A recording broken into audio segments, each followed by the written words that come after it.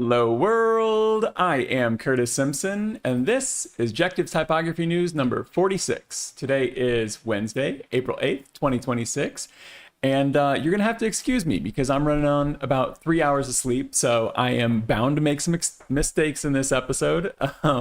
There will be a pinned comment with any corrections that I need to make, but per usual, we have a ton of great typography news to get into. We didn't stream on Monday because it was the day after Easter, but I have an update on that Type of Feeling typeface that was released that we were wondering if who all was involved in that one. Two upcoming events, one from BLAG, one from Fontstand. Fontstand is going to be a big one, but if you're not signed up, you're probably not going to go. I have 4 new releases. We've got one from Foundry, Brandon Nickerson, Typofonderie, and Schick Toikka. Previews of next episode's deep dives. And then I've got 3 like real deep dives and one shallow one shallow dive. We're gonna look at typefaces from Nostalgic Dolphin, Formagari, Overlap Type, and Reset Type Studio. If you've been following along, you'll probably recognize all 4 of those because we have previewed them in previous episodes. Lastly, I'm going to send you off with some videos maybe to not watch and or a video maybe to not watch and a couple of videos that I think are worth going to check out. So gonna try and stay on time today. I know I say that every week, but we're iterating, trying to get a little better every single episode. So I am going to switch my camera and we will get into our first story, which is type of feeling, Gravitas. Let me go ahead and switch my camera here. I shouldn't try to talk and do both things at once. Let's see, screen cap, there we go. This isn't the screen that I want, but it'll be okay because we'll get there in just 1 second. If you remember last episode, we talked about this new release. Let's see if it's going to work. Maybe it's not going to. We'll give it about 2 more seconds. 1, 2. Okay, we're going to bail on this. If that loads in the background, that's fine. Oh, there it is right there. Okay, there it is. So we talked about this last week. This was Type of Feeling's new release, Gravitas. I think the chat was pretty unanimous in their love or like for this one. It's a very nice typeface. The question that I had was, when I dropped this into What Can I Fondue, why was there a primary name in front of theirs? And that was Zelowtype. I mentioned that I had reached out to both of them to get a comment, hadn't got a comment by the time the episode aired, but I have a comment now. Let me go ahead and read that to you, and then I'll show you the Foundry website. So let's hop into Affinity real quick, where I've got this right here. Make sure I'm not blocking anything. So this is TOF Gravitas on top there. I just have the trial version of it. Can't do a deep dive on it. I did reach out to both Zelowtype as well as Type of Feeling to get a comment on this. Type of Feeling did not respond to my request for comment. They've had many days now, but Kai from Zelowtype was very gracious and did reply to me and did confirm, yes, Gravitas was designed by my studio, Zelowtype, in collaboration with Type of Feeling. That is what we assumed from the metadata. For sharing more detailed insights about the process and our collaboration, I would need to first get confirmation from their side before going into specifics. Completely understand that. And thank you, Kai, for the response. This is going to be a quick update right there, but I did want to just update you on that. Yeah, so it seems like Type of Feeling is outsourcing or collaborating, commissioning typefaces from other foundries. With the pricing on here, I mean, I don't think that they're doing anything. Let's go ahead and look at print. I don't think that there's anything wrong with that. Zelowtype is an Indonesian type foundry. We see a lot of those. Kai was very open, even if he can't end up talking about, even if, actually, I'm not sure if Kai's, I'm not sure about Kai's pronouns. So I'm going to say, I'm not sure if Zelowtype is very open to talking about their process in general, the Foundry process in general. So even if I don't if we don't get an okay from Type of Feeling and Jessica Walsh to talk more about this collaboration. I think it could be interesting to talk to them about the Indonesian type scene, because if you pay attention to my fonts at all, it is just flooded with Indonesian type foundries. Of course, not all of them are good, but Zelowtype is. Let me go ahead and pull up Zelowtype real quick since we're sitting here talking about it. But Zelowtype is, and I don't think that there's necessarily any reason to think that there's something predatory or anything like that happening here. They're both professional foundries. They're welcome to I don't know, collaborate and not explicitly state that this was, but it does seem strange to me that there was no credit given outside of the metadata. You won't see it in the PDF, you won't see it on the website, but priced at $135 for the full family on print or web, take your pick, or even on the app. Like all the base prices are that $135. I don't think we're necessarily, it's not like they're outsourcing this to someone for a small amount and then selling it for a really big price tag. If we go to Zelowtype and we go into some of these, let's just go ahead and see what this one's priced at. Yeah, I mean, we're in that same price range for some of these. No, some of these are actually way cheaper.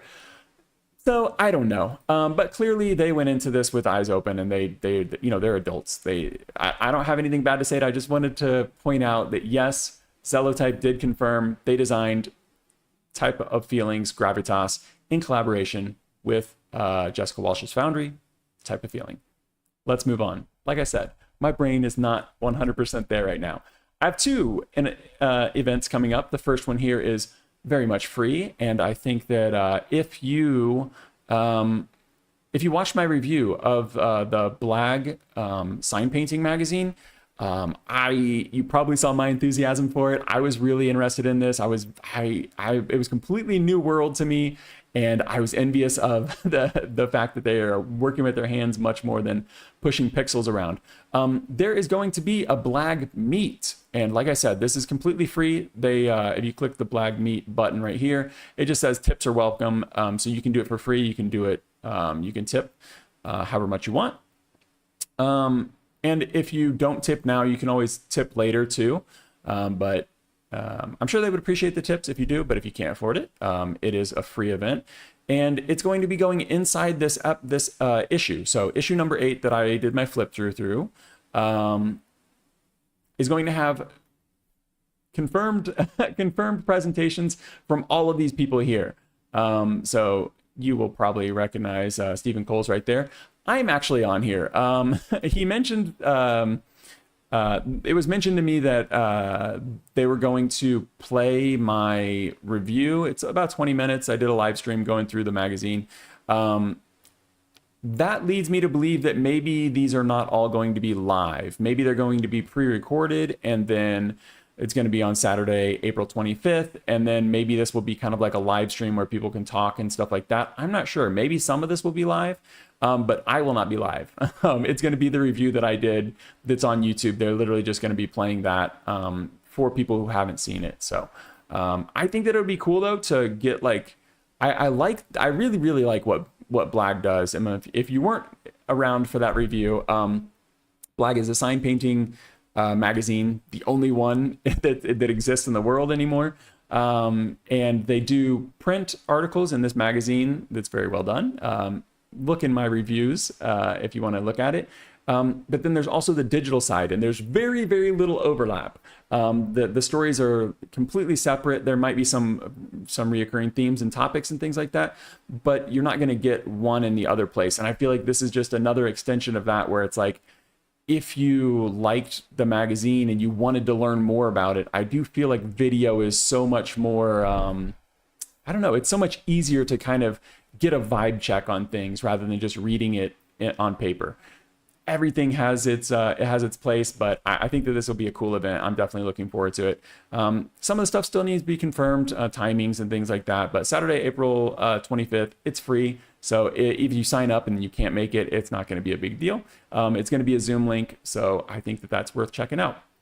The next one here is a really big event that if you're not already signed up for, you're probably not going to make it to.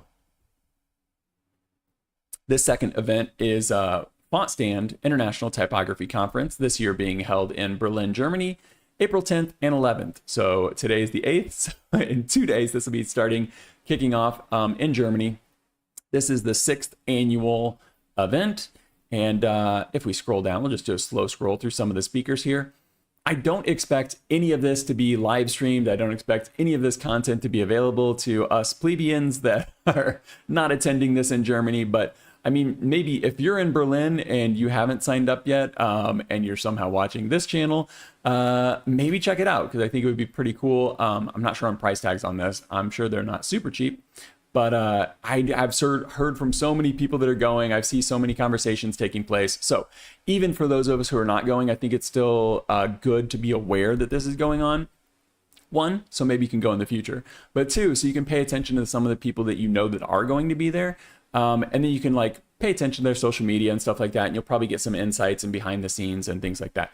And on rare occasions, presentations are posted to YouTube. But from what I've noticed, it's not like officially Fontstand publishing them. It's like people who did the presentations then publishing their presentations. So yeah, I think that'll be cool.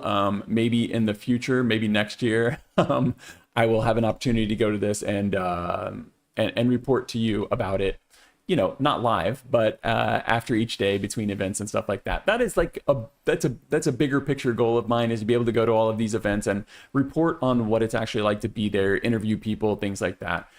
So in that same vein, I do have a conversation lined up after this event to talk to someone who was there to kind of give me a recap and talk about some other typography stuff. So I'm very much looking forward to that. I will have more information on that after the event later this month. Let's get into some new releases. I will go ahead and take my face off the screen so I don't block anything, but I'll see you guys in a little bit. Boom.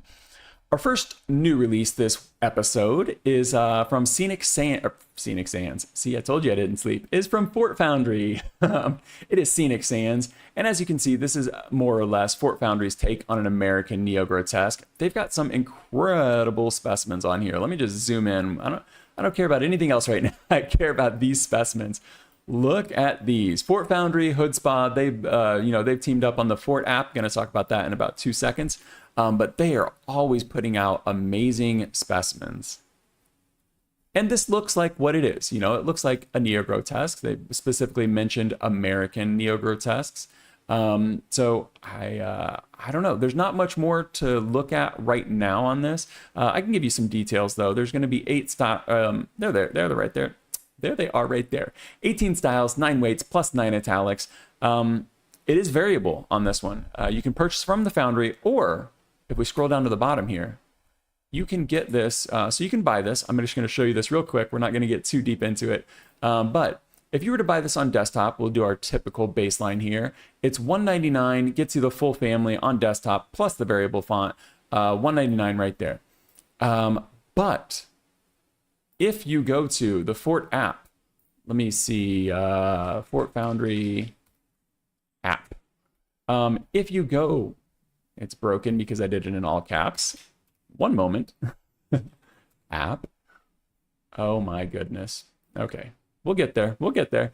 If you have Mac OS and you wanted this typeface that costs $199 for the family on desktop, you could do a $99 subscription, annual subscription to the Fort app, get access to all of Fort Foundry and all of Hood Spa's typefaces, and, oh, Las Vegas, I like that.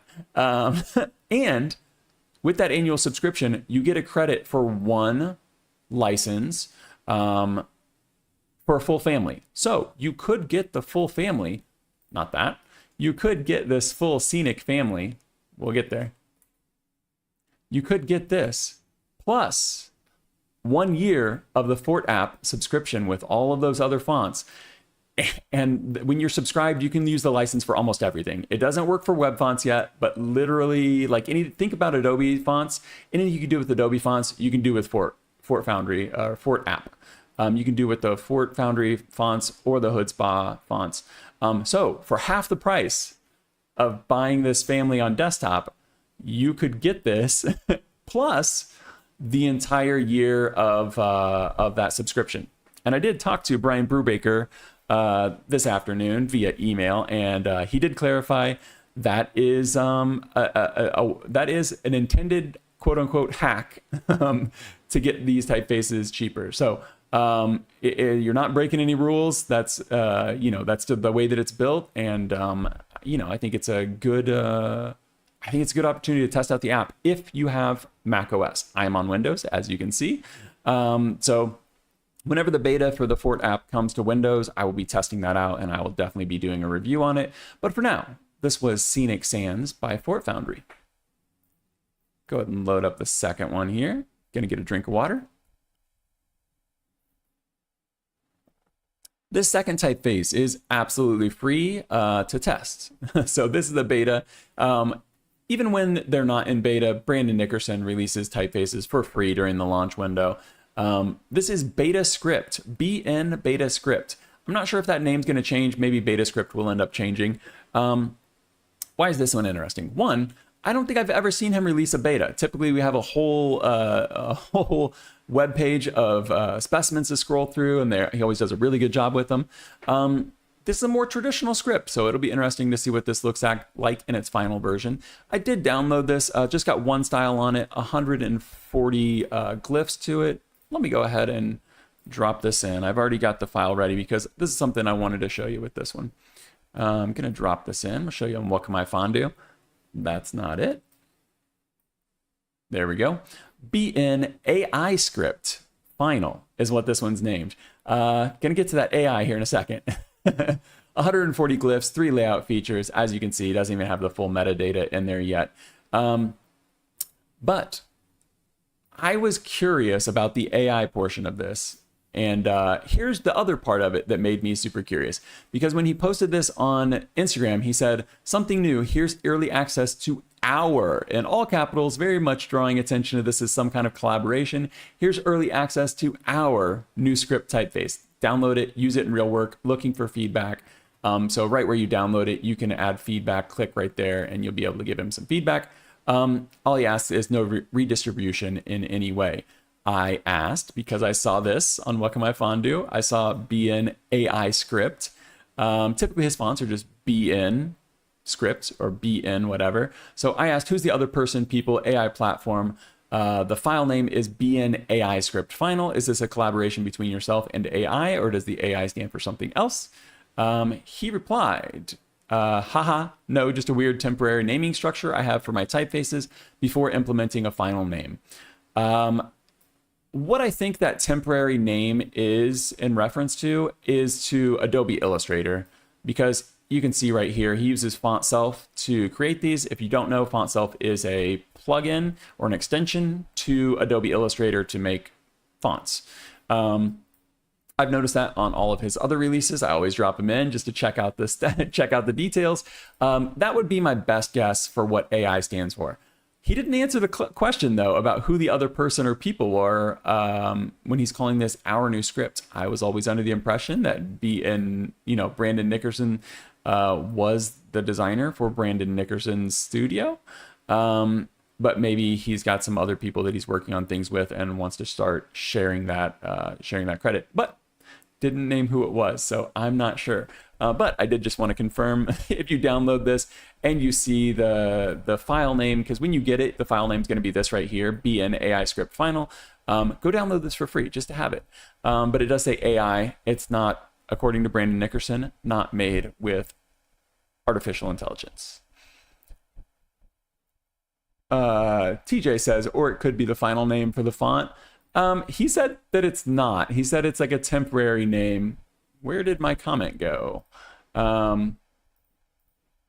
He said it's just a temporary name for it, so we'll see. But I mean, yeah, maybe beta script is going to be the final name for it. So tiny mystery solved there. Let's move on to the third one. Much bigger typeface here. This one is Ardent from Typofonderie by Jean-Francois Porcher. The page right here leaves a little bit to be desired, but we're going to see some more interesting specimens here in just a second. Let me go ahead and give you some details while we're here. As we scroll down, you'll be able to see it has quite a few styles to it. There are 18 styles, 9 weights, plus italics. This one is a static font, no variable as far as I know. You can purchase it from the Foundry. They do have a trial, but it requires account. It's got limited characters, and they swap around some of the characters. So you type one letter and it makes another letter. Definitely the most frustrating trial that I've ever used. I've made that known. But well, gosh, I've made that very well known in the past. What's more interesting to look at, though, is the Gazette. So this is Typofondrie's Gazette. Just think of this as like their news section, their blog articles and stuff like that. This article right here, Ardent, the Elsevier, crafted for screen readability. I'm not going to go through this whole thing because I am hopeful we can do a full deep dive on this. Let me go ahead and make this full screen real quick. That's not it. That's it. I am hopeful that we can do a deep dive on this, but I really appreciate that he gives a lot of insights into where the typeface drew inspiration. So this here says Ardent's ultimate references are these engraved inscriptions found in the catacombs of Paris. But if we scroll down a little bit lower, he's got historical influences from tons of classics here. Albertus, Vendôme, Pascal. I'm not going to read all 12 of these typefaces, but you can see them right there. But you can also notice with these, some of these are not all like the same classification. It's not like he's doing 12 different transitionals or 12 different old styles. But he goes through and he breaks down like the pieces that he's pulling from each one. He's looking at it in print, looking at it in digital, and then coming down to on-screen readability considerations, and looking at some of the typefaces with good on-screen legibility. Some of these are his. Le Monde Journal there, famously from Typofonderie. Jean-Francois Porcher. I'm not sure if it's from Typofonderie too. But you can see the process and things like that. So I am hopeful that we're going to be able to do a deep dive on this one if I can get my hands on a review license. So I'm not going to go into all the details on this right now, but I do appreciate anytime there's an article accompanying a release, especially one with this much background, historical information, and technical details. You can see the price down here. Not a cheap font, but that would not be expected with a workhorse typeface with this much effort and historical significance built into it. He does have some typefaces. Oh no, I don't know what I was going to say there. You can get the trial on this, like I said, but it's a little bit frustrating to get. To be honest, I couldn't even get the trial. I couldn't even figure it out.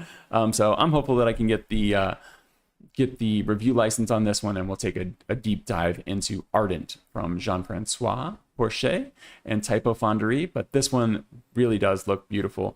Let me see. I was gonna pull up Instagram, but I think that's enough. We'll just leave it at that. If we do a deep dive, we'll do a deep dive. If not, everything is linked in the description, so you can go check this out on your own.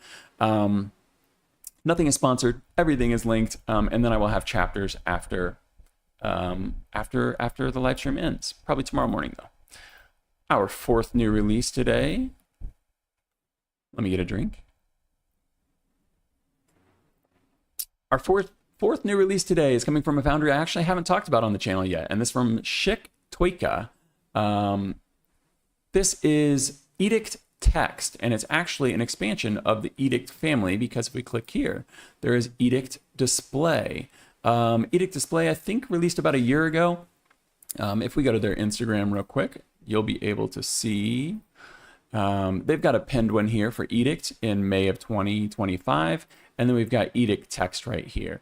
So once again, not going to go through all of the details on this. This is another one that I am hoping to be able to do a deep dive on. I think it would be cool to compare this workhorse, beautiful serif typeface to Ardent, because while they don't share very many similarities, the actual use case for it does feel very similar. And you can see this looks great in text right here. I did download the PDF on this one.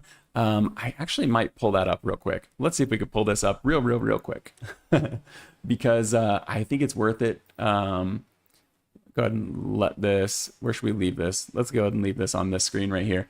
I'm going to pull this up really quick because I think it's worth looking at. This is Schick Toikka Edict text PDF right here. And you can see it in the body copy right there. Looks incredible.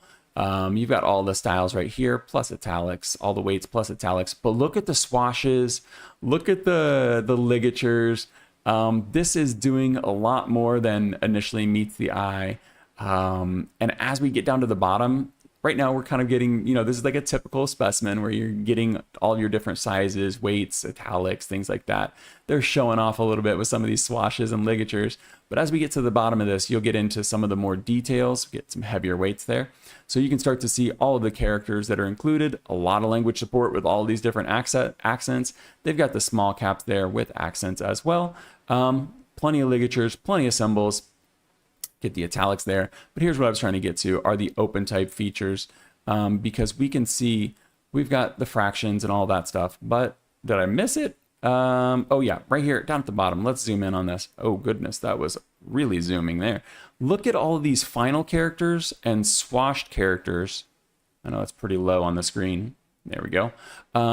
Look at all of these. I think this is going to be really fun to play with. If we can get our hands on a review license for this one. So Raquel says beautiful, and Fernando, hey Fernando, says lovely font by Schick. I agree. This was Schick Toikka's Edict text, a text version of the original Edict display. So it would be really nice to test these out as well. I do know there is a variable version of this with an optical size. And I think what that's going to do is take us from Edict text through the interpolation up to Edict display. So it should be pretty cool to check that out if I am correct in that. I did read that the variable version does have an optical axis along with the weight axis. So that should be pretty fun to play with. That was our fourth new release. And now we're going to get into, let me give you some previews for what we're going to talk about, in the next episode, the deep dives for next episode. We looked at this one last week. Let me just go ahead and pull these up in Affinity. We're going to be talking about at Glacier. I did talk to Christina and she confirmed over at Zelowtype, confirmed that it is at Glacier, not AT Glacier. So Zelowtype, they're pulling the AT from there, but they're calling it at. So at Glacier is the prefix on this one. This one looks pretty simple right now. I'm not going to go into all these right here. Let me just scroll through right here and you'll get a quick glimpse of, got some symbols and things like that in here. Actually, I have quite a few symbols on this one, but there are some really, really fun characters. If we get a little further down, you can see some of these alternates. There's 3 different alternates for the W right there. We've got some ligatures between the capitals, a nice little peace sign emoji hand there. You've got the LA in here, the AN right there. There is a ton going on with this one. 1,051 glyphs in this one, and it's a single weight family. So it'll be interesting to see if this one gets expanded later, but going to do a deep dive on this one in next episode.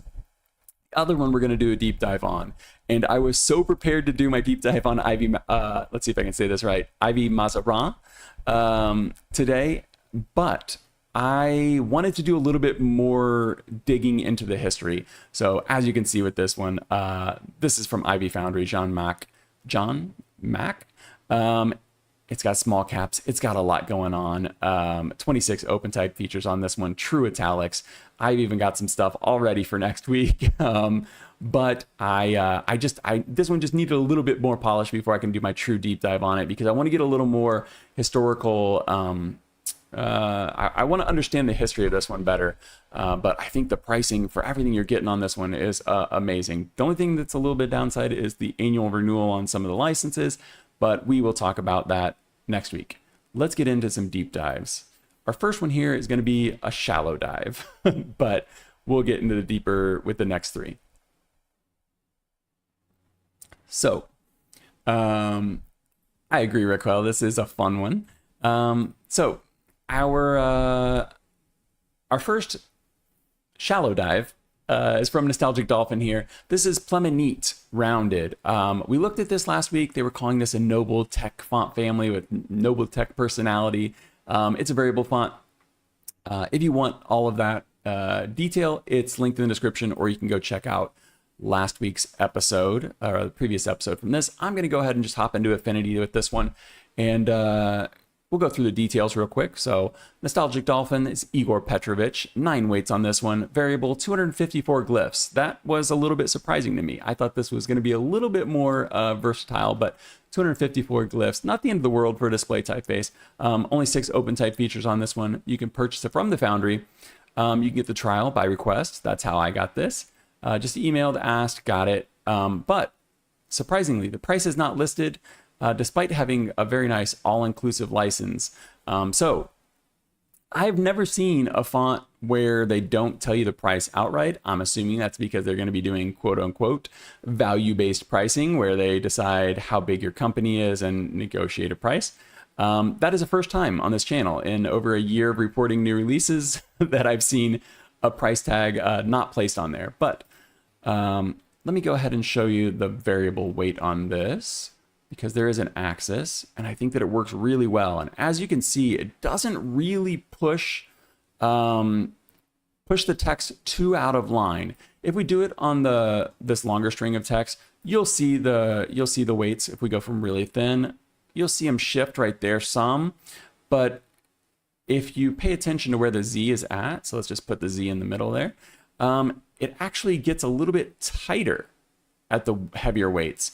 So I think this could be great for user interfaces and buttons and things like that. You get a little bit of popping there, but you know, you're not going to have your text flowing too far as it gets heavier. So if you're scrolling over a button with this and you wanted to animate it to get, you know, thicker, it's not gonna mess up your button too much. I think that's a good thing.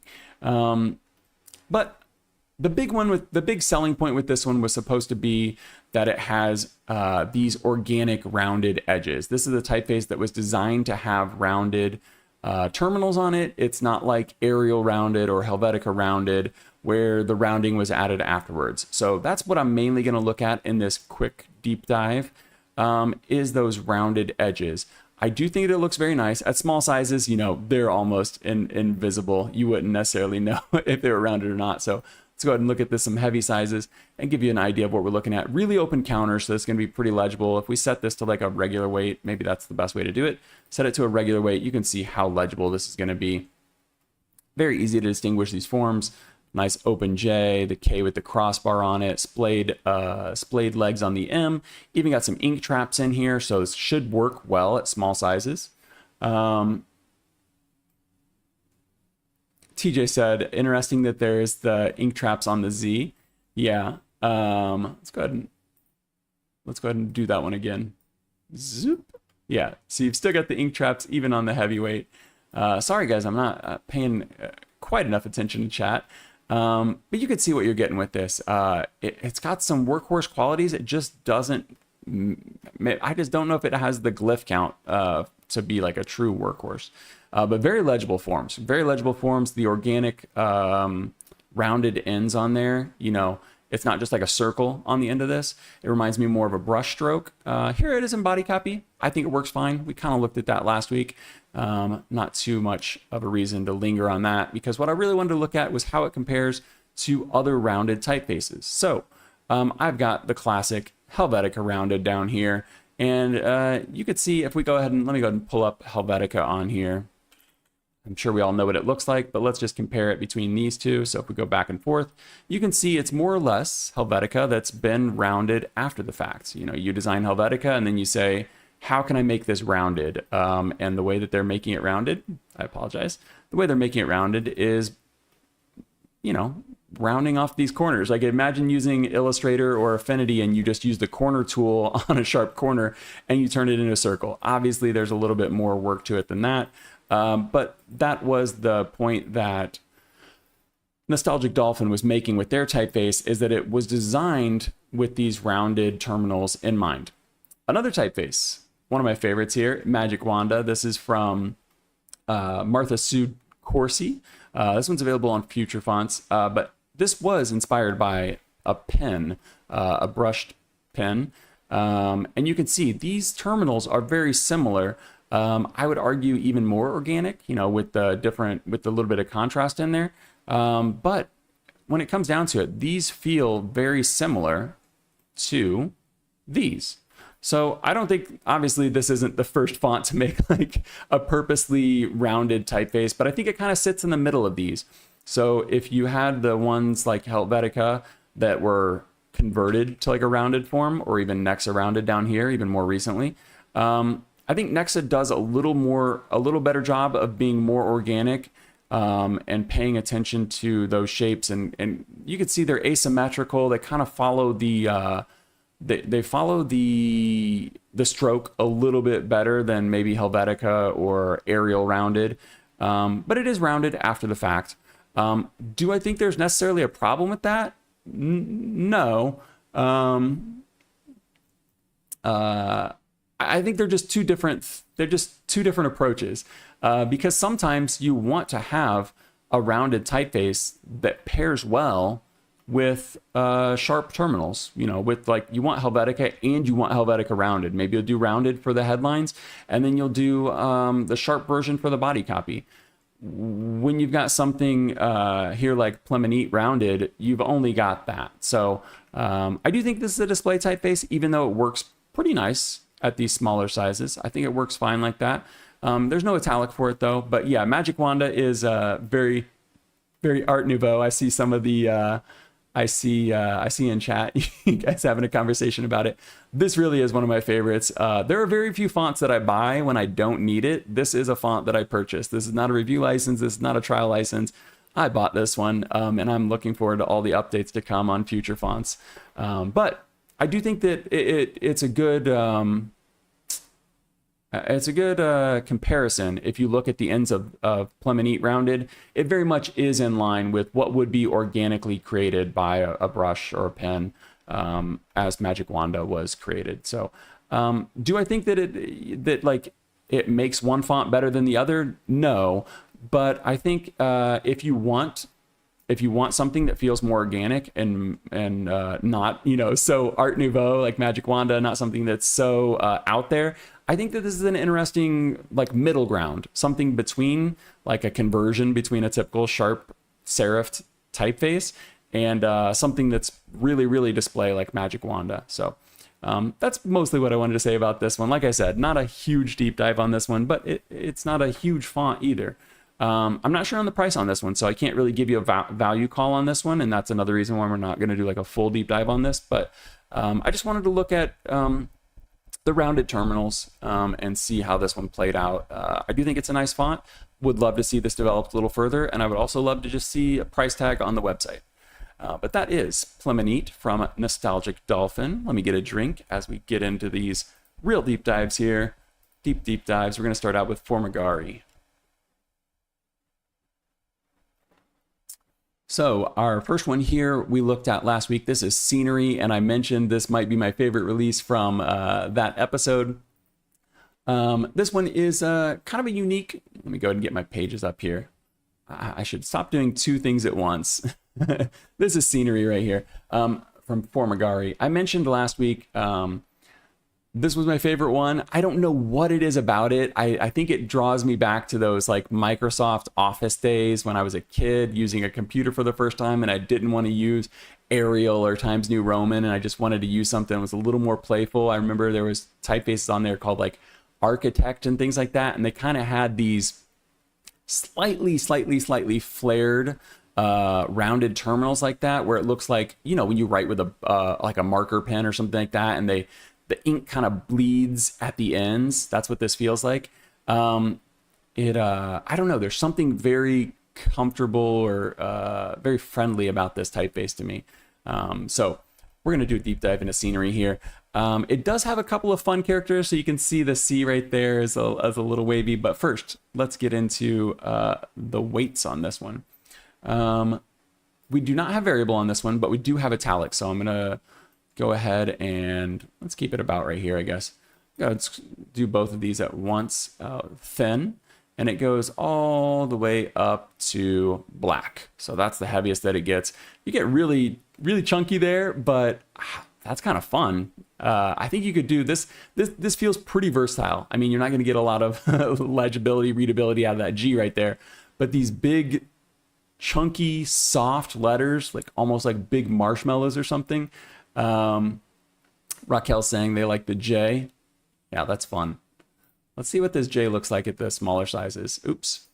Yeah, I don't know. There's something about that, or the lighter weights. There's something about those terminals on there that I really like, the kind of bulging terminals. Really, really fun. And the lowercase looks great too. It just looks so friendly. Tall X height, short ascenders, short descenders. They're not so short that they're illegible, but they're short enough to feel modern and friendly. Okay, let's get into some of the features here. After I show you the italics, because I almost think the italics are even more fun. Obviously you can't use italics for everything, but let me show you this italics in like a heavy weight, because I feel like this black italic, like the same way that scenery almost feels like if you just put like a, I don't know how to put the R on there. Let me find the glyph browser here and we'll do a registered trademark on this. If you were to stick this R on here, boom. Oh, that's way too big. Should we even play around with this? Probably not. If you were to stick that on there, you could almost get your brand like just with that. I don't know. There's something so nice about this big chunky weight. You'd probably actually do the R in a lighter weight. But I don't know. I feel like you can almost just get your brand right out of this here. Do a logo right from this. That italic there just feels so nice. Okay. Stop getting distracted. Top end of this. They're saying, okay, I'm sorry. I'm getting distracted by chat a little bit. Okay, let me get into typography features with scenery here. So we do have the alternate C that you probably saw up there. Let me go ahead and click on this for you. That one up there is not the default. There is a nice simple one. I don't know how often you're going to use that C with the curly Z on it, but it's kind of fun. Same with this S. You've got that very Art Nouveau S. I don't know when in the world you would use that, but there's probably some use case, headlines, things like that. This one does have arrows, so it could be good for wayfinding, but I'm not going to pull those up. It does have fractions.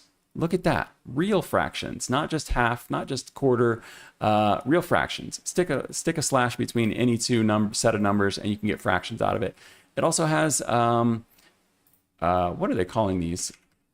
Ordinals. It has ordinals here. So you can do 46 and then this would be like, I'm in Brazil right now, so andar is like the floor. So this would be like the 46th floor if you had that little A there.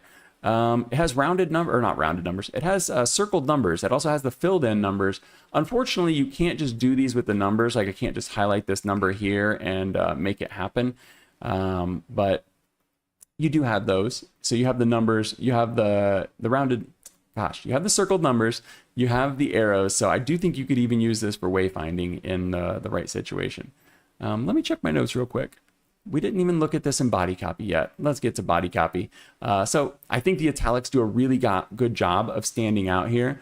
Type design is a closely related craft. I'm not sure what that is talking about. This is the typography Wikipedia article. But I do think that I like to check to see how well the italic stands out, how well the bold stands out. I think those look great. They really do differentiate themselves. In chat, Raquel is saying a beautiful N, R, and S on this one. Yeah, very nice. Maybe you're talking about the uppercase. Okay, these little diagrams right here, these are not my work. These were included in the typeface. They had labels. I think the first one is supposed to be like a national park. The smaller one here on the left is like a street sign or something maybe, and this bottom right one here is a cityscape. Again, no clue when you would use these, but they're fun little Easter eggs that are thrown in there. Let me just double check that I didn't miss anything in the glyph browser that I wanted to show you. I guess I could show you some of the arrows and stuff like super fast, but it does have quite a few symbols that I think would be useful. So if you were doing wayfinding, you do have, I mean, you got some music symbols and stuff. So you could really do some UI and things like that with this if you wanted to. Don't know that you would, but it's a really, really fun typeface. And similar to what we were just talking about with Plemenit up here with those rounded edges, this one has the rounded edges that are built into it. And in the same way that that one was purposely designed like that, so is this. It's not rounded, like they're bulging and rounded. And like I said, I really like that feel of like holding your pen down just a little bit too much at the end or pushing it a little too hard at the beginning and getting those bulging terminals on there. There was some inspiration from this one. I guess I could pull those up super fast. There was some inspiration noted, classified display. This up here, there's no examples of it, but that right there, you can kind of see that. And you can see this one here is like, that's a print specimen, like a print specimen. There's no digital version of this or anything like that. But it's basically like Futura, but lighter. And then also Oriole here was mentioned. Let me pull one of these up. This typeface right here, and I was like, how is this like relevant at all? But look at this O right here, how it doesn't quite connect. There's a lot of characters like that that don't. And what they were pulling that in was the 6, 8, 9 right here. So you can see how these curl in and how they don't necessarily connect. So it's crazy some of the places that people are pulling inspiration from. Getting some funny comments here in chat about the symbols and arrows and stuff. Yeah, this is a really, really fun font. This was Scenery from Formagari. I think we did everything here, right? Oh, the one thing that I wanted to talk about on this, let me give you the details real quick. I guess I forgot that. Static, like I said, 904 glyphs. You saw a bunch of them. There's a lot. 23 OpenType features purchased from the Foundry. There is a full trial, so that's what I'm using right now. This is not a preview. This is not a review license. This is a full trial. 600 for the family on desktop. The one thing that I don't love is the license. So I'm going to pull this up and I'll show you what I don't like.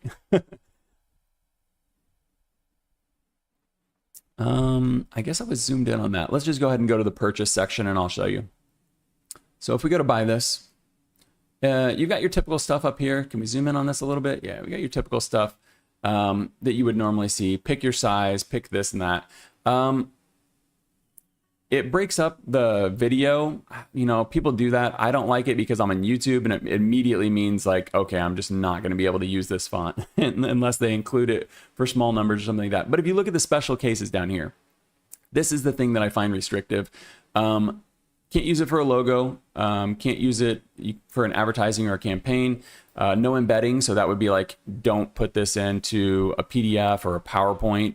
Don't use it on merchandise. The rest of these make sense. Third party, you know, basically you can't use it for a client or something like that. But you have to contact them via email if you want to use this for a logo, an advertisement, a PowerPoint, merchandise. And then at that point, you're wondering like, what can I do with this desktop license? I mean, you could use it for social media, I guess. But yeah, so I do find that kind of restrictive, especially when the desktop license is already 600 euros. But you know, people can charge what they want and other people can pay what they want. And I have no problem with that. Really, really like this typeface though. Just don't love the license too much. So that was Scenery by, I apologize, Scenery by Lucas Lebihan. Hopefully I'm saying that kind of right. From Formagari. Man, my mouth does not work. My brain does not work. We're getting through this though. We've got 2 more deep dives here. Got another fun one. Got 2 more fun ones actually. We've got basically all display typefaces today. We looked at this one briefly. This is Wefts from Overlap Type, and if we scroll back right here, you can see the designer's name right here. This is Asawari Suhas Kulkarni. Hopefully I'm saying that right, at least a little bit. And you can see the 3 different styles right here. There is it's inspired by, let me check my notes. It's inspired by damask weaving. And I actually have an example of this from Architectural Digest. So this weaving right here that you've probably seen on like nice, like, I don't know, those the like thin blankets or like a scarf or something. You've probably seen this damask weaving. I never knew what it was called, but apparently it's damask weaving from Damascus. makes sense. But when you see that and then you come back to some of these things, you can kind of start to get an idea of how that would make sense. Let me show you the Instagram, because I think they have some really nice specimens on their Instagram. Fernando Diaz here says, wow, love the Stitches pixel vibe. Yeah, me too. I was really shocked, and I mentioned this last week. We're going to go through a bunch of these because they do the specimens way better than I'm going to show you in Affinity. But I was really shocked last week because we just got done looking at Serica from the Designers Foundry, and they did a similar concept. I'm going to show you the two fonts side by side. They look nothing alike, but the concept of like this woven fabric pixel, a woven fabric font being turned into a pixel. Uh-oh, I think this isn't working. I'm not able to click on anything. Can we get out? Okay, we're back. We're back. This is live. So you can see there are some symbols and stuff like that included. We're going to get to that in just a second. I'm just going to let me scroll through some of the newer ones here. You can see, did we just click on that one? Man, I'm losing my mind over here. Maybe we should just hop into Affinity. You're getting the idea of what this is. I want to show you how this right here works. So this is a variable font. Wefts from Overlap Type. This is a variable font. I will get into the details in just a second. But let me go ahead and we'll just do the title right here. It's a variable font. You can start at regular, and then it goes up to weaving here in the middle, and then it gets all the way up to woven, where it's just straight up like a texture. So you can already imagine the cool things that you could do with this as a variable font in terms of like motion and things like that. And I think that this right here immediately makes this much more versatile, because while it is only an uppercase font, and if we zoom out right here, you can see it only has 180 glyphs total. That's also including the symbols. It's not a super deep font, but with the option or the ability to be able to do this weaving thing to it, I mean, for the right project, I don't know if that you can get much cooler than this in terms of a pixel font. It's really, really neat. Let's go ahead and zoom in on some of these. I'm going to take a look at chat. Yeah, variable, pretty crazy. You can see this is a slanted font, so there's no italic, no Roman. It's just all slanted. It's kind of a little easier to look zoomed out at this, I feel like, when you're looking at pixel fonts. So we're going to zoom out just a little bit. But a lot of traditional characters, you can see how they're handling the serifs there with the 2 dots. That's what we saw from Serica last week as well. But it's got uppercase, it's got numbers, and then we've got quite a few symbols that you can play around with as well. But 5 open type features on this one. You can see the price tag right here, just $35 for the family on desktop. Standard license. When I say standard license, that means desktop, web, and app are separate. How does this look in body copy? Not great, but I mean, you can read this. I'm sure there are a lot of pixel fonts that you would not want to put in body copy. What I think you would be more likely to do with this is use it as texture, and I mentioned that with a lot of fonts. That's why I go ahead and set them in body copy, even though there's absolutely no reason to do this, because sometimes you want to use typography as texture. And you can see I've got, this is all in the regular, but then this here where it says type design is closely related craft.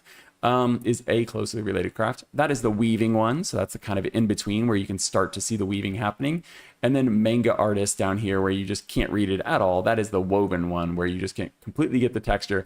Actually though, when it's like zoomed out even more, the way that it's doing the hinting and stuff, you can almost read it a little bit easier when it's zoomed out further. But I think that could be a cool way to like scratch out something. So like, I know it's pixels, we can do whatever we want, but imagine you're like stitching comic book artists and then you stitched in manga artists and you're like, nah, we don't want to include manga. So then you just like stitch on top of it. It can be pretty fun. Yeah, I agree with everything happening in chat right now, guys. Let's see, let me compare this to Serica, because we recently talked about Serica. And if you watch that episode, you might have been thinking, oh, these are pretty closely related. And then you look at them side by side and you're like, nope, not at all. Like in concept, yes. Serica is based on like the Dutch Merklappen stitching. And man, it's a variable font too. It can do some really cool stuff. You can do the weight on this one. So these all go to the middle. So you can do the weight and it puts the pixels in the middle of those. But not only can you do the weight on Serica, you can also do the shape. So you can turn them into circles versus the squares. This was 1 or 2 episodes ago. Go check that out if you want to see that. But I just wanted to pull these up side by side so that we can see like just completely different vibes from the same, you know, basic concept. Like, let's turn this weaving fabric thing into a digital font. Now, Serica did have a lot of symbols. A lot of them were emojis. So you can see the eyes right here. Some of them were kind of hard to distinguish. There's a broken heart right there. But the ones for Wefts are a little bit more traditional. So these were more similar to what you would see in actual weaving. So I feel like this one's a little bit more purpose-built in that sense. Now, Wefts is a much smaller typeface in terms of characters and stuff like that. Serica had, I think, over 1,000 glyphs in it. So these are 2 different use cases. But if you see some of these ones here at the end, these ones where the top and bottom right here, you could imagine being able to put characters inside of that. And I think you really would use these much more for borders and things like that, not just for like fun emojis like you might do. Let's see this right here. So, oh, I liked it. So you can see in the middle there where they've got the designer's name. They're using that as a border. So you're just layering your fonts there to be able to do that. But man, I think there's so much that you could play around with, even though this font only has 180 characters and you're seeing almost all of them on the screen right now. Not quite, but it does have some language support and stuff too. Let me check. Yeah, so you can see over here on the left, we've got quite a few accents. So I think it's probably got like basic Latin or something like that. It does have punctuation. So you can see some of the punctuation I put in over here, question, exclamation. You've got all 3 of your brackets. You've got your currency symbols. You could do all of your basics with this typeface. I don't want to sell it too short, but just the versatility that comes from the variable font of this, and then those the borders and things like that, that in the right context you like really would put to use. I think it makes it a really fun font, and at $35 for like a real desktop license, it's almost a no-brainer if you have a project that needs this kind of thing. TJ says the icons on Serica remind him of the Tamagotchi icons. 100%. I didn't even. There's 100% right here. Yeah, these are really fun. They're super low res, and I love how well they pair with the characters of Serica. Definitely go check out that review. I think that one was like a 25-minute deep dive. Great typeface. And it's really interesting to see 2 different foundries take this on and take on like a similar concept and release these within like a month of each other. And just both of them, I think, knocked it out of the park. And, you know, it just depends which vibe you need for your project. So that was Wefts from Overlap Type Foundry. We are going to move on to our 3rd and final deep dive. And this one's coming from Reset Type Foundry. This is going to be the biggest one.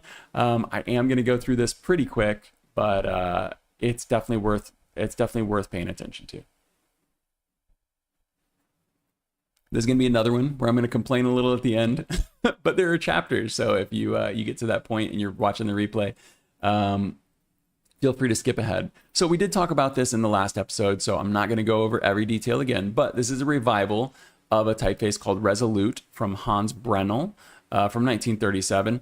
On fonts in use, they actually say, let me go ahead and see if I can pull this up. They actually note that Resolut doesn't have any modern revival of it. Fonts in use. You guys are going to need to update this entry right here, because I'm going to show you 2 different ones today. Our first one and the new release here is from Reset Type Foundry. It is Resolut, RST Resolut. And what they did was they revived this as the classic version that's inspired by these original specimens right here. We're going to look at this in Affinity as well. But then they also took on what they thought would be a reinterpretation of it in 2026. So we've got all 3 right here. We've got the original on the left, the revival that's like the classic, and then we've got the reinterpretation. I'm going to get into everything that's different between these, but I just want to give you the background on this. Links are in the description for this article right here, as well as the page to go purchase it. Let's get to Resolut in Affinity. I'm going to give you the details first, and then we'll get to the variables. We'll get to all the close-ups here. This is going to be the biggest deep dive, so hopefully you guys like this typeface. Fernando, If you see Fernando in chat, there he is right there, Fernando Diaz. Thank you for joining. I don't think that I've ever given a deep dive review as the designer is in chat. So my face is a little bit red, but luckily it's not on camera right now. Yeah, so Reset Type Foundry, Fernando Diaz, and Amparo Guindon. Hopefully I'm saying that kind of right. 16 styles on this. You're going to get 8 weights of each of the classic and the reinterpretation. It's variable. You can use that variable access for the classic. So we can go from, this is the classic here because you'll see the nice swashy leg on the R there. And if we switch it to the reinterpretation, you're getting a much more sharp, almost brutalist shape there. So I do think that this feels more modern. I do like that there's the difference between the two interpretations here, the classic and the reinterpretation. But then the other axis here is the weights. So that's how you're going to get, what did I say? That's how you're going to get 8 different weights for this. But obviously with a variable font, you can get anything in between. There are 816 glyphs, so this is a pretty deep typeface family, 19 open type features. You can purchase it from the Foundry. There's a trial, but it's going to have limited characters. Fernando did give me the review license for this one, so I can use this to review it. Can't use it for anything personal, anything commercial, anything like that. It's going to cost you between $140 and $200 on desktop. Fernando, if I'm making any mistakes, go ahead and let the chat know. You can get a preview of my gripe right here is the video license. But it's $200 right now. There's a 30% discount, so it's $140. So I'm not sure if that lasts forever. But if this is something you like, I think that's a solid price. We'll get to that at the end. Here's the typeface. I am going to go in and we're going to look at these A to Z real quick, and then I'm going to show you what all these green characters are for. So this right here is, let's go ahead and start with the classic. And this is the classic right here. Nope. Let me see if I can get this. Classic black. Yes. Let's check the R so I can be sure. Okay, there we go. So this is the classic right here. I'm going to go through the classic first since that's the starting point, and then I'll show you the reinterpretation. You can see this is stencil font. I mentioned this in the last episode. I'm typically not a huge fan of stencil fonts, but this one, I don't know, strikes my fancy for one reason or another. I really like that R, and I mean, with a name like Resolut, you got to have a good R. But I like that shape carries through a lot of the characters here. And when you get to the reinterpretation matches throughout as well. It's a very cohesive typeface.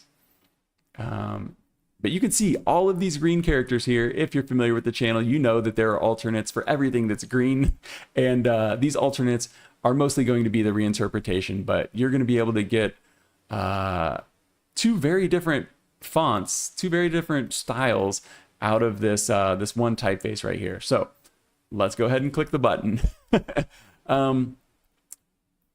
I'm going to do the variable axis here. The variable axis, I originally made a note in the last one. I was like, well, what would you do? Because the interpolation between these would be really ugly. What happens is there is no interpolation between them. It's just when you get to the halfway point, or when you get to 0 versus 1. Let me see. I'm not getting the snap on this. Maybe I have something clicked. Let me check. I have classic clicked right here. Okay. When you get to the halfway point, yeah, when you get to the halfway point, it swaps over to the reinterpretation. So I think what's actually going to be easier to do here is to click the button. So there's a button in your typography features as well. So you don't have to use the slider. You can just click the button. So we're going to be snapping back and forth between the classic and the reinterpretation. The classic has the ball terminals on there. Maybe they would be teardrop terminals, but it's got the rounded terminals. Whereas the reinterpretation has the sharp ones. So let's just click through a few of these back and forth, and you can see the difference. Like I said, it's very cohesive between each one, but the vibe is super different between these. I mean, even look at that K there. See how sharp it is? And then we go to the classic, and you get those like more fluid. I don't know. It almost feels like a paisley pattern or something. You get a very different vibe from these. Everybody seems to like what's going on here. I like what's going on here as well. Look at this Q. I really like their reinterpretation of this one here because I like this shape right here. You've heard me say that like 10 times now, but I like the way that this feels more organic. Like it matches the Q almost a little bit more.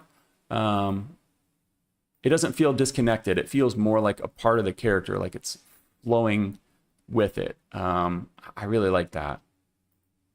You can see this is probably the biggest difference right here. The VWXYZ, you know, when you swap from one to the other, that's a complete vibe change right there. So I think it's great that this is all in one font, and there's definitely going to be use cases where you can do all of this. Let me check my notes here because I do have a lot of notes on this one. Let me go ahead and do some of these other features here. You'll see the slash here in the numbers right here.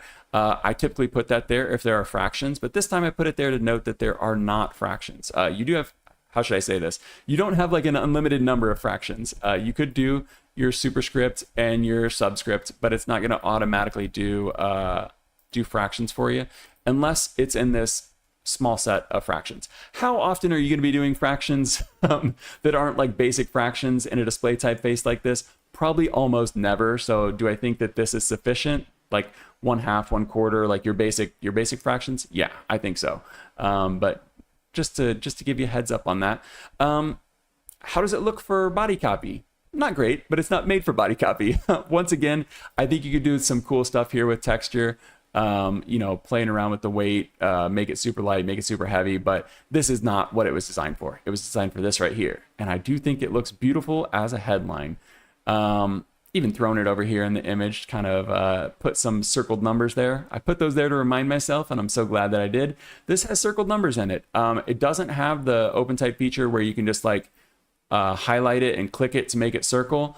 But it does have them in the glyphs, so you can go in and you can do all of your circled numbers. I have the @ symbol up here as well. I can't miss this one. So stylistic alternatives, you've got the @ symbol right here. The one thing I want to note is there's not actually a classic @ symbol. So you do have a different A right here. If you go to classic, you get that ball terminal on there. But when you're in the @ symbol, you just have the 1. Unless I'm wrong, go ahead and correct me in chat, Fernando. But you've got these two different alternates, but you don't have the classic @ symbol. Okay, let's move on. I wanted to compare this to the other version, the other release of Resolut. So this on top, let me go ahead and make this one red. This is the one we're looking at today. This is the new release. This is RST's Resolut and Resolut Classic. So we've got the two here side by side. You can see everything we just looked at, the two different vibes that we're getting. The bottom is the classic, the top is the reinterpretation. On the bottom here, we have Resistenda's Resolut. And they've got actually a Roman version, so an upright version. The original, as far as I understand, came in this slanted version. So they all came slanted. Resistenda made a version that is upright and slanted. So that is something to note if you, for some reason, if you wanted a Roman version of it. Right now, the only place to get that is from Resistenza. But Resistenda also did their own interpretation of this. I'm going to look at this compared to this beautiful specimen that we've got right here. Fernando says, I'm taking notes. Awesome. I appreciate that.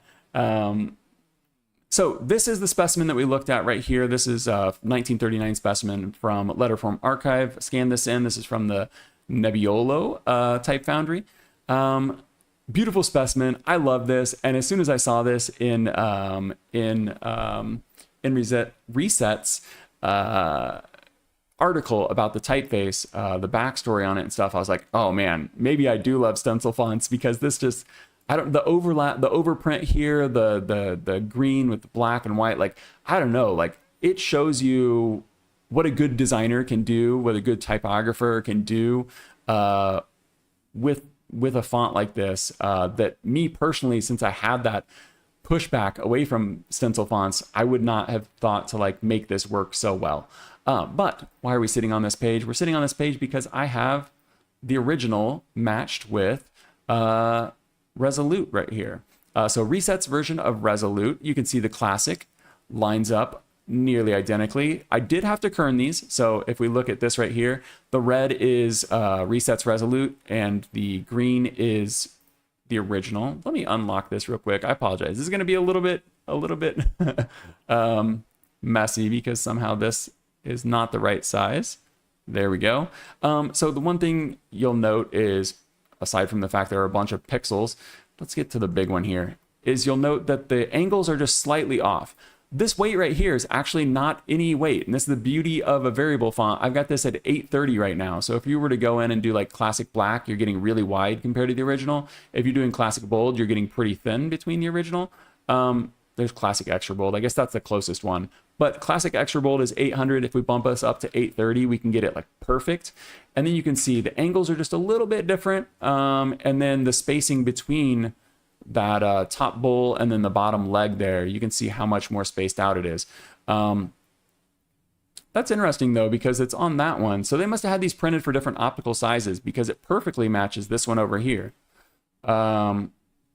Fernando, maybe you can give us some insights into that, because it does match in some places, but that bigger one over there, that's interesting that it's so different. But I just wanted to note the classic right here. You can see how accurate it is to the original. And then if we compare that to Resistenza's version of it, they more or less, Resistenza did their reinterpretation with the original. So you can see the slant is much, much different. They do have the upright and they have the slanted version. This is the slanted version of it. And it's not quite as slanted as Reset's or the original. So it's going to be more upright, as we can see right there. We can also see a lot of the characters have been, I don't know, maybe like tamed down, altered in some sense. The X height's a little bit higher. You can see on the A here.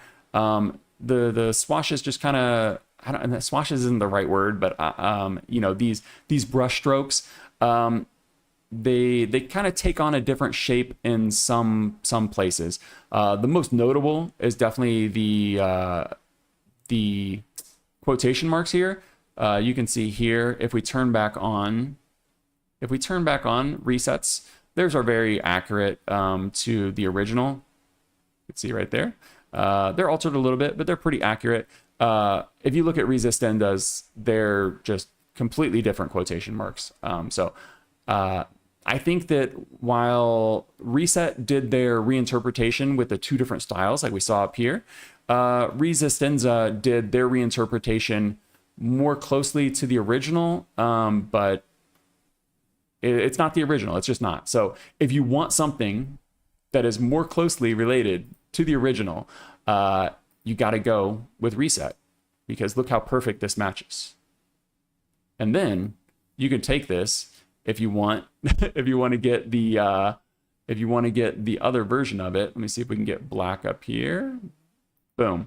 Then you can get what's still pretty close, but you get all those extra, you know, the reinterpretation, the more modernized version of it, the connected B right here. You get those different shapes. So if you wanted something that was a little more close to the original, I mean almost a dead ringer for the original, you got to go Reset. If you wanted the Romans, Revolut from Resistenza is your only option right now. So there are plenty of stencil fonts that are upright, but if you were specifically like, hey, I want a Resolut revival, these are basically your two choices right now. I think, it's similar to like the Wefts Serica conversation. I don't think that necessarily one is better than the other. I think that you're looking at two revivals here that are doing two different things. If you want a pixel perfect, almost nearly identical classic version, you got to go Reset. If you want, the really different reinterpretation, you got to go Reset. If you want the upright version, you got to go Resistenza. So that's it. Let me go ahead and look at the license here.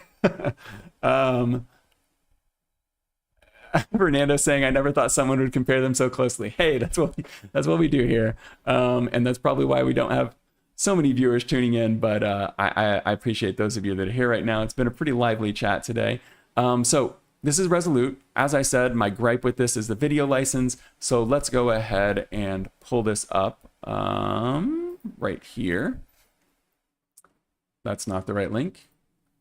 Here we go. We've got so many tabs open. Let's just Control W a bunch of these real quick and clean things up while this loads up. Here we go. So Resolut, very nice. Buying guide here. So 30% discount, like I said. So previously in my notes, I had this written down as 200, but if we zoom in here, you can see it's 140. So 30% discount, $60 off. Pretty nice if you buy the family. I think that is an incredibly good value for everything that we just looked at that you're getting. Commercial because, you know, we're going to use this for something real. We've got a pretty standard license otherwise. Desktop, web, app, unlimited. Obviously, you're going to contact them for that because that's going to be, you know, who knows what you want to do with your unlimited license, and they will have to negotiate that with you, I'm sure. Video license, as someone who makes videos, 1,000 views is going to cost you the same as the desktop license. Let me break down something for anybody that doesn't create YouTube videos. I got to put my face cam on. Let me get a drink of water and I'll turn my face on. So, face cam. Nope, not the real face cam. Hold on. Just this tiny face cam. Are we on there? I don't see myself. I apologize. I'm not sure why I'm not showing up. It looks like my camera might be broken. That's really unfortunate. I'm going to unplug it and plug it back in. I'm going to keep talking though. So if you were to, oh, was I on the screen? No. If you were to purchase this for YouTube, 1,000 views, if you're monetized, you know, most channels are not monetized. But if you were monetized, I'm not sure why my face isn't showing up. Yeah, we don't see you yet. Me either. It looks like my screen is just black right now. Man, that's really unfortunate. Let me turn on the face cam. It's just a black screen. Let's try this. I've never had my camera die on me. I apologize. We're just gonna have to look at a screen at the screen the rest of the time. That's crazy. Yeah, I really don't know what happened there. Let me check this one. I know this is not worth it. It's so not worth it to have my face on here. Oh, there's the problem. There's me right there. It's because I have it on this stupid app. There we go. I think it should work now.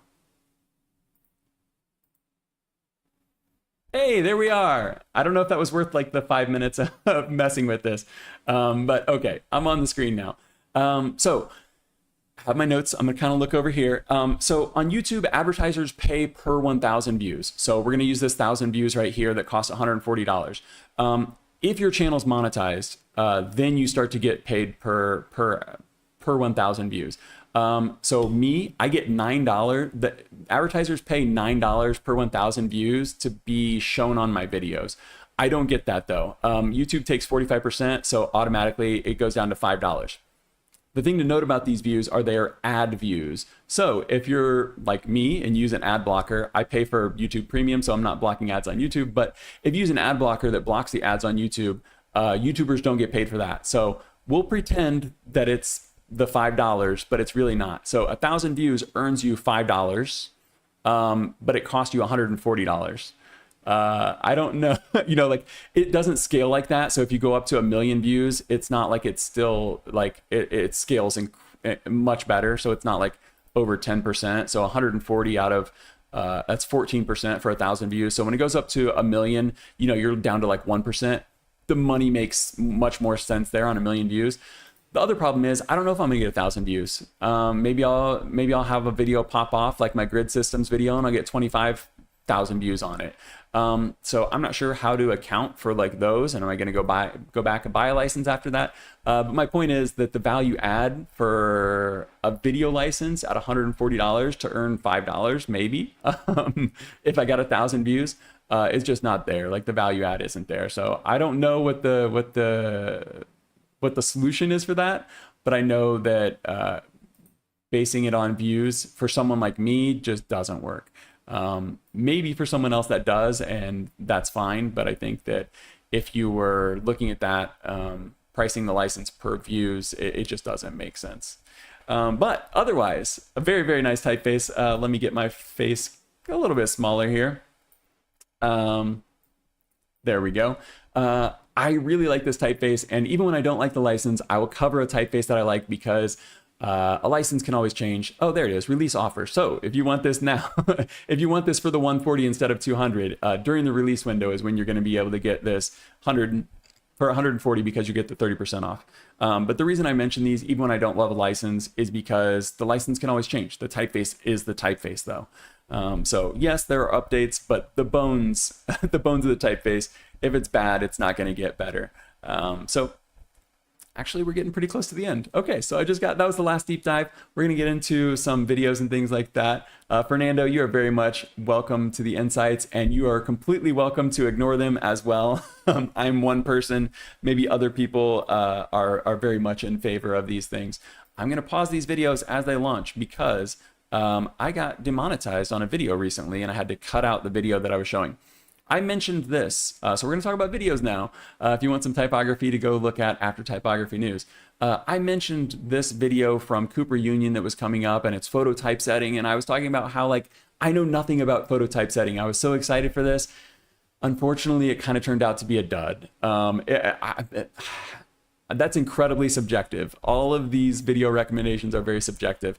But just for me, it wasn't there. It wasn't that exciting. I didn't watch the whole thing.